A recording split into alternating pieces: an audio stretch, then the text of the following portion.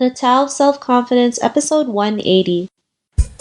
Welcome to the Tao of Self-Confidence, where I share stories of amazing women finding their inner journey to self-confidence 5 days a week. Visit our blog at thetaoofselfconfidence.com. Well, hello friend. Welcome to the Tao of Self-Confidence, where I share stories of amazing women who have discovered their inner journey to self-confidence. I'm your host today, Sheena Yap Chan. And today I have a special lady who's all the way from Vancouver, British Columbia, on the other side of Canada. And she is a mompreneur, and I'm just really excited to have her on and share her story and tips about self-confidence. And without further ado, I'm going to introduce you to Genicca Whitney. Genicca, how are you today? Maybe you can fill in a little bit more about yourself to the listeners. Hi, I'm good. Thank you so much for having me. I'm really excited to be here. So my name is Genicca Whitney, and I'm a mompreneur. I'm on a mission to empower women to take inspired action to live out their wildest dreams.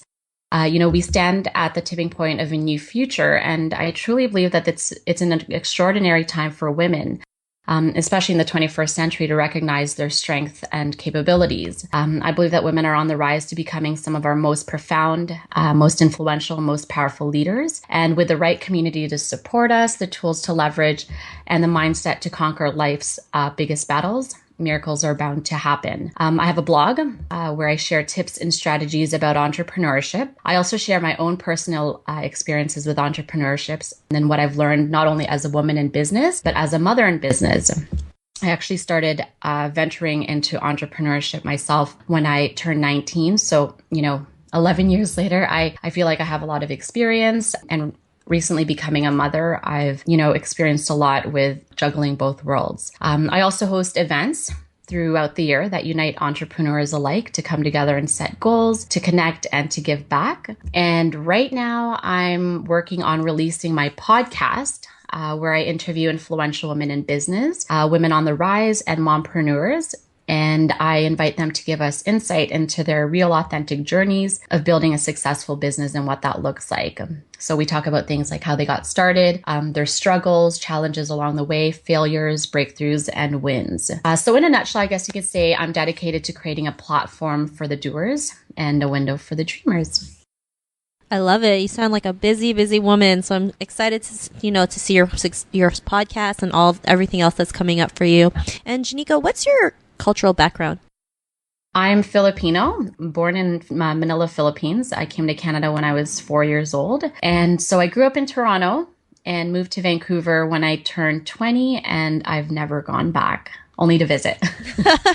Well, you should come for a visit soon, especially with the warm weather coming up. And Genicca, what would be your favorite self-confidence quote? Okay, so my favorite self-confidence quote is by E.E. Cummings, and he says that once we believe in ourselves, we can risk curiosity, wonder, spontaneous delight, or any experience that reveals the human spirit. I love it. And, it really does come down to learning to believe in yourself, right? Especially with Asian women, I believe we've just been bogged down to just follow what other people tell us to do, which, really hurts us in the end, because then we don't learn to trust ourselves, because we feel like we always have to get recognition or approval from somebody else. And, the more we learn to believe in our own abilities, like you said, our own strengths, the more we can go out there and do our own thing. So great quote. And, in your own words, how would you define self-confidence? Yeah, I would define it as self-acceptance. I believe, when we embrace our imperfections, when we realize our worth, and when we have radical self-love, we can start to feel confident. I think that once we've reached this level of self-acceptance, we'll be able to parade around with our chin up, our back straight, and breathe confidence with every step.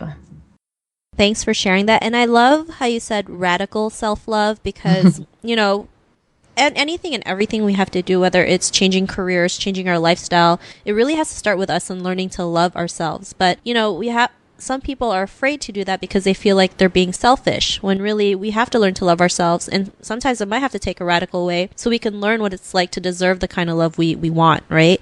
Totally. So, I really love that you said, radical self-love. It just kind of popped out when you said it. So just wanted to point. Yeah, it has to be extreme. Yeah. Self-love. Yeah, and there's points in our lives where we have to go to the extreme to get the results that we want. So, Genicca, what was your life like before your discovery of self-confidence?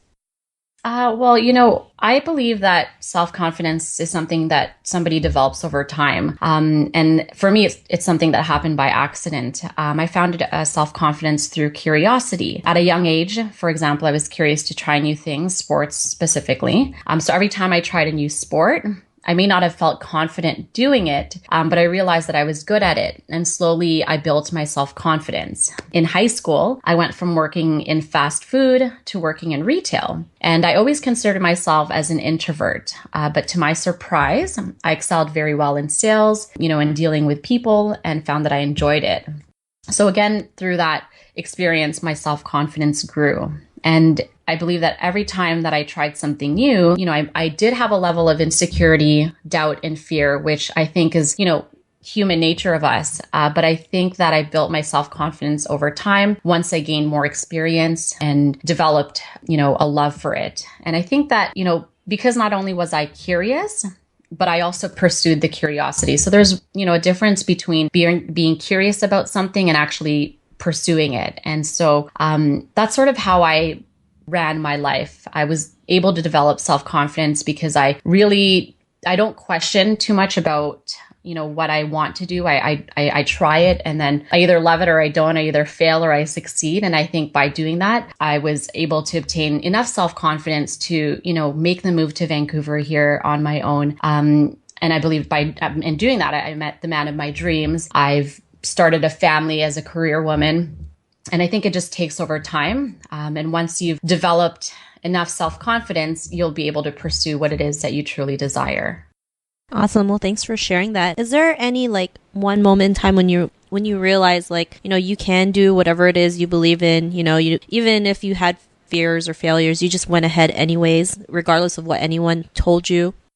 Yeah, actually, I remember working for a marketing company when I was 19, and I was, in the process of being promoted, and the graphics department in the back was telling me how, women in this business don't necessarily succeed. And that stuck with me for a long time. And I think subconsciously that's what motivated me to open my own marketing company. And when I was 20, I moved to Vancouver, I opened my own company, and I worked very hard at the business, even hired some staff and business partners. And finally, when I was 24, after 5 years working the business, I remember a point where I sat in my chair in my office and I said, wow, I am exactly where I've worked so hard all these years to be. And at that point, at that time in the summer, I had about 50 staff working for me. I had about 12 contracts all over Alberta, British Columbia, and of course, Vancouver, where I'm originally from. So I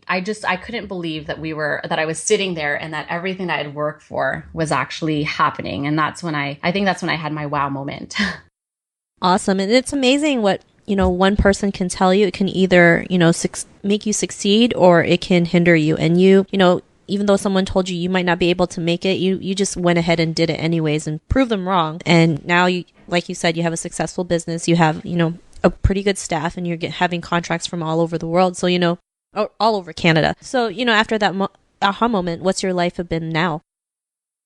So I feel like since having that moment, I've definitely taken more risks. I recently actually sold my marketing company because I just felt I outgrew it and I was looking for more challenges. And also because I want to pursue things that align with my values and my current lifestyle now, which is being a mom. And so part of that moment allowed me to also step away from that business and having the confidence to doing that and trying new things. And I believe, trying new things requires a huge amount of self-confidence. And I don't think I would have taken anything big on if I wasn't able to achieve a lot of the things that I did. And so, right now I feel like I'm at a point where, my blog writing and being vulnerable is a huge thing for me. Launching my podcast is really exciting and nerve-wracking at the same time, but I feel like all my experiences allowed me to get to this point where I take new risks without fear. Awesome. And I can't wait till your podcast comes out. So I'm sure it's Yay. going to inspire so many women out there to just go ahead and take action. I always say the more the merrier. Totally, totally. I believe that we rise by lifting others. And, stories like mine might inspire or empower somebody. But, a lot of stories that I've read on the internet about people that I admire, books that I've read, their stories of how they started and the chances that they took, the risks they took empowered me. And so that's my goal, is to be able to, showcase what that's like for those people we admire so that others can feel inspired to do the same. Awesome. I already know you're doing that when you least expect it. So, I just know it already. But, Yeah. Genicca, to the woman who's listening to your episode, she may be in her own journey to confidence. What would be that one tip you would give to her? The one tip I would give to a woman on the journey to self-confidence is to be gentle with yourself, and look at every situation as an opportunity to grow. And also be conscious of how you're comparing yourself to others. And again, going back to being gentle. And I think because we live in a time where we're so consumed by what everybody else is doing, whether that's on Facebook or on Instagram or on Snapchat, we can get so stuck without knowing it that we are actually deterring our self-confidence by comparing ourselves. And so I think being gentle with ourselves and acknowledging, our weaknesses as opportunities for growth, I think will strengthen our self-confidence over time. And if we do fail, if we do make mistakes, I think we need to be able to brush it off and allow ourselves to learn from it, to grow from it, and to keep moving forward. Love it. Thanks for sharing all those tips. And I believe failure is a good thing. We've been pretty much told that failure is a bad thing, right? Especially when it starts in school. It's like you get an F, you failed, and it's like the end of the world. But really, failure is there to show you that, that's not the path you're going, and it doesn't have to be. There could be another path that could be better, and that can come more naturally to you. And sometimes you just have to take like that leap of faith to just go ahead and do it. And, I think we've also been hard on ourselves because society just hammers on women. You have to be you have to sit this way, and you have to talk this way, and you're not allowed to do this, and you're not, and it really just gets us all confused. It's like, how am I supposed to act, right? And in the end, you just act like yourself. Be your authentic self. And I think that's what's missing in the world. It's just there's not a lot of authenticity. And the more we can be just real with people, the more we can, inspire and be that change we want to be and we want to see in the world. So great tips, and thank you so much. And Genicca, if our listeners want to get to know a little bit more about you, is there any links or social media profiles we can connect with? Yes, absolutely. So my blog is www.genicca.com. And you can find me on Twitter and Instagram at Genicca, GENICCA.com, COM. Awesome. Well, thanks for sharing that. And to our listeners, if you want to connect with Genicca, you can also head on over to the taoofselfconfidence.com and search for Genicca's name. Her show notes will pop up along with everything else we talked about. And I just want to thank Genicca for taking the time to share her story and tips with us on self-confidence. So thank you so much. Thank you for having me. I really enjoyed sharing my story with you. It was awesome having you on. And to our listeners, be on the lookout for another new episode of another amazing woman's journey to self-confidence. And we'll talk to you soon. Bye for now. Thank you for joining us on the Tao of Self-Confidence. Visit thetaoofselfconfidence.com for links to everything we chatted about today, as well as killer resources, gifts, and so much more. Start your inner journey to self-confidence today.